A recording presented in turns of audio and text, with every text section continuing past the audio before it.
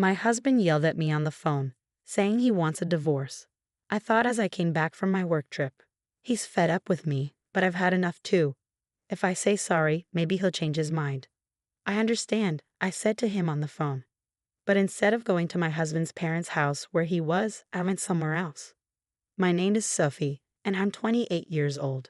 I got married to David, who is 2 years older than me, 3 years ago. To be frank, David is the son of the future CEO of the company where I work. Originally, I worked somewhere else, but after marrying David, I changed jobs. Now, I'm working hard in the same company as him, aiming to become the CEO's wife someday. David wasn't sure about me working there, but when the current CEO, who is his dad, ordered it, there wasn't much to discuss. My job keeps me really busy, and I often have to go on long business trips. We've been wanting to have a baby, but with our hectic schedules, it's been hard to relax enough for that. Lately, things between David and me haven't been great. We're both really busy, and we end up arguing about small stuff a lot. Just the other day, David got mad at me as I was getting ready to leave for work. "Hey Sophie, why didn't you wake me up when I asked you to?" "I did wake you up a few times, David, but you yelled at me to leave you alone and said you'd wake up by yourself, so I went ahead and made breakfast." "What? I never said anything like that. Don't lie to me." "I'm not lying. I tried to wake you up at least 20 times, and your alarm was blaring the whole time. You can't imagine what's going to happen if I'm late today. I'll get chewed out by my dad again. Why do I have to be the one who gets yelled at when it's his fault for not waking up?" At first, I put up with my husband's unfair scolding, but eventually, I started standing up for myself. This led to a big fight recently where he said, "I want a divorce." Thankfully, our in-laws stepped in and stopped things from getting worse. Still, I was getting really tired of him bringing up divorce every time we argued. One day, while I was getting ready for a business trip, my husband came up to me looking upset. "Hey Sophie, you're leaving for another trip, huh?"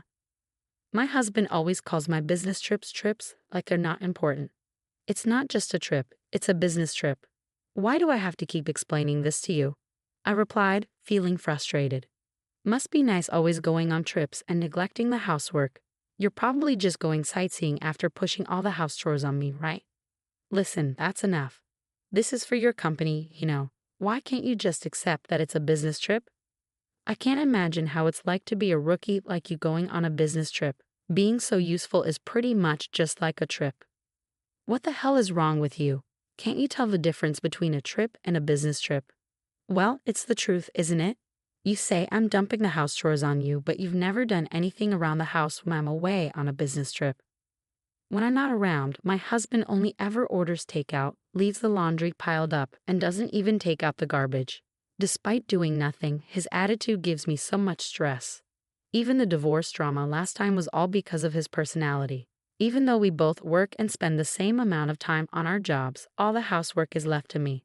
On top of that, he acts all superior and domineering, which I couldn't stand.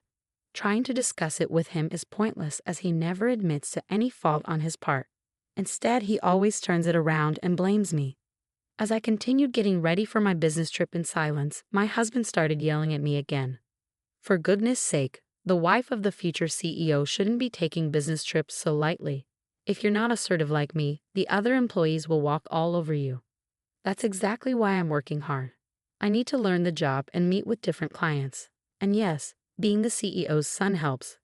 But we also have to acknowledge the efforts of all the employees who work hard to keep the company running smoothly. What are you talking about? The company's success is because of the hard work of all the employees, not just because you're the CEO's son. You should work as hard as everyone else. At those words, my husband got really angry and shouted, "What do you mean, work harder?" The other day, I overheard some employees talking. They said you always pass off overtime and difficult tasks to others and complain a lot. What? Who said that? I'll fire them immediately. That's not the point. Can't you see that you're the one in the wrong here? Can't you see that you're just riding on your father's reputation? My husband's eyes widened with anger, and he grabbed my bangs roughly. "Don't get too ahead of yourself. Who do you think got you this job in the first place?" Ouch, let go. You're only able to work at this prestigious company because you're married to me, got it? Refuse the business trip. I won't allow you to neglect our home for some work trip. I've explained it many times. It's for my job. I can't just refuse. Shut up. Stop arguing back. You married me, so you should just listen quietly to what I say. Suddenly, his grip on my hair loosened, and I stumbled back onto the floor. If this argument keeps going, it might end up in another threat of divorce. I managed to push my husband out of the room and focused on getting ready for my business trip.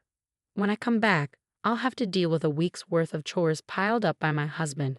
I bet the laundry will still be there, and the trash will be overflowing. Just thinking about it made me feel exhausted even before the trip. The next day, as planned, I headed off on my business trip. I focused on my work and didn't let personal issues get in the way. When I got back home after a week, I couldn't believe what I saw. I'm back. The house was sparkling clean, just like the day I left for my business trip. It was a pleasant surprise.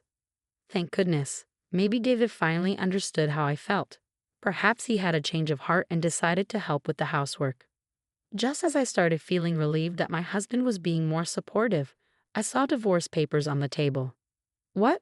What's this? There was a note next to them saying, "I'm going back to my parents' place. We're getting a divorce." Panicked, I quickly called my husband, and he picked up right away. Huh? Did you even read the divorce papers? His casual tone angered me, and I snapped back. Wait, are you seriously talking about divorcing me? Of course. You'd be in trouble if I did, wouldn't you? Don't talk about divorce so casually. Then my husband, sounding smug, said, "If you're going to take it that seriously," and started laying out conditions. "If you start taking care of the house and listen to me, I might think about canceling the divorce. But of course, no more trips." What? Like you, it wasn't just a trip. Huh? Are you talking back? If you are, then I'm divorcing you. You're such a nag. A nag? He calls me a nag when he can't even do a single thing around the house himself. If he's up for it, so am I. Fine.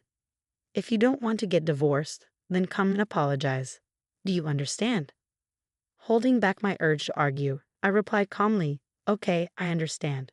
You should have listened to me from the beginning. Now come quickly."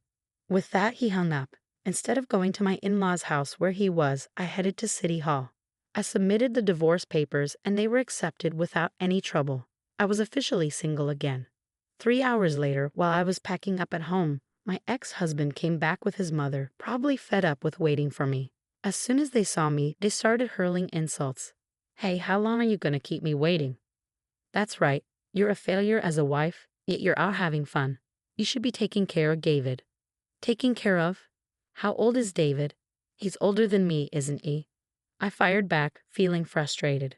As I retorted, their brows furrowed in anger. Shut up, stop being stubborn, and apologize quickly. We're really going through with the divorce.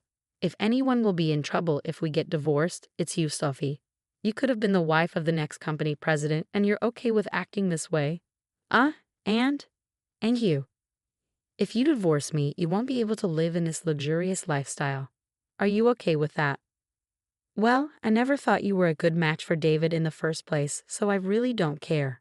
At a loss for words, my ex-husband grinned devilishly. Fine, this is your last chance. If you don't apologize now, we're getting a divorce. I'll even kick you out of the company. Decide quickly. At that moment, anger surged through me like a fireball. I had to make him understand the reality of the situation. We're already divorced, you know. What?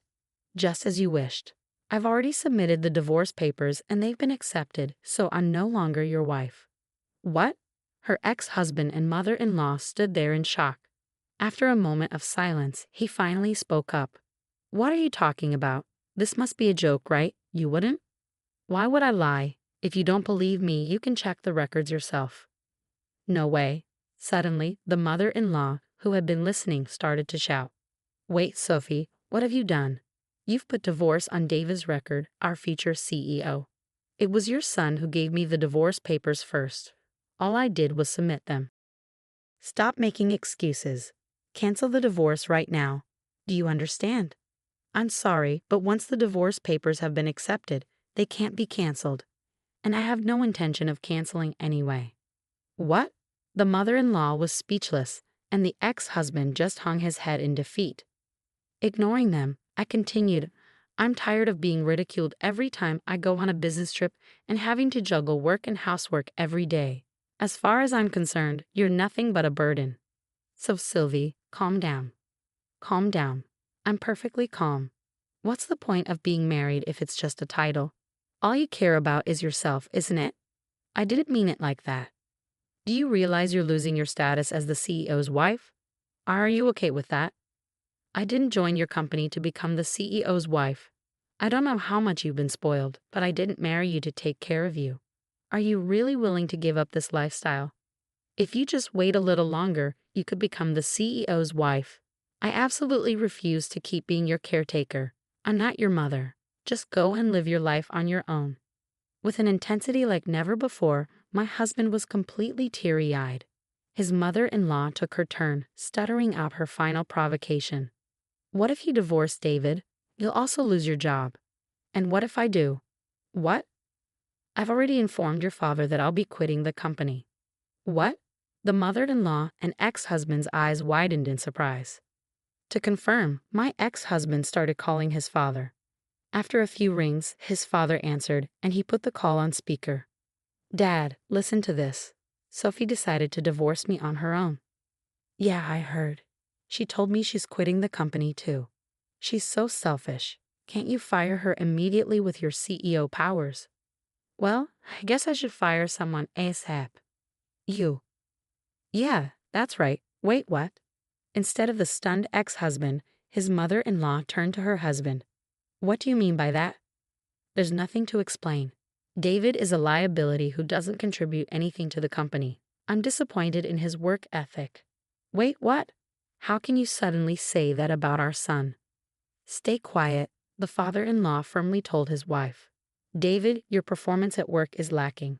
You misuse company resources, make inappropriate advances towards female colleagues, and complain about trivial things like the cafeteria. You're just not cutting it. Do you think I don't know that your subordinates consider you incompetent? No, that's not true. It can't be.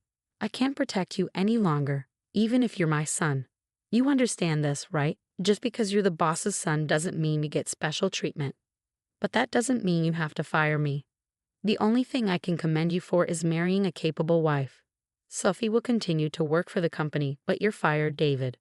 At his father's words, my ex-husband's eyes widened in shock. Unfazed by his reaction, the father-in-law continued, Unlike you, Sophie is diligent in her work and brings in a lot of contracts. She's highly respected by our clients. Many companies have chosen to work with us because of her. But she was only sent on business trips because she's new. Don't be ridiculous. We trusted Sophie, so we gave her more responsibilities. You made fun of her, calling it a vacation or something, didn't you? No, I didn't. Let me make it clear. There's no place for you here until you become independent. Never come back to this house, understood? No way. And so, my ex-husband was disowned by his father-in-law, lost his job, and couldn't even return to his parents' home. When his mother tried to defend him, his father blamed her for spoiling him and gave her a divorce notice too. They used up their savings to live in an apartment, but they struggled to find work, and their unemployment continued. I still received messages from my ex-husband. Sophie, I was wrong. I won't make fun of you anymore. I promised to take care of myself, so please come back. I can't take it anymore. Help me. He was so persistent that I finally blocked his number. I shouldn't have to deal with that mama's boy anymore. On the other hand, I'm still working hard under my father-in-law, who is now the CEO. I have my own team, and I'm enjoying fulfilling days. I'm grateful that my father-in-law is a supportive manager. From now on, I want to pursue my goals without being held back by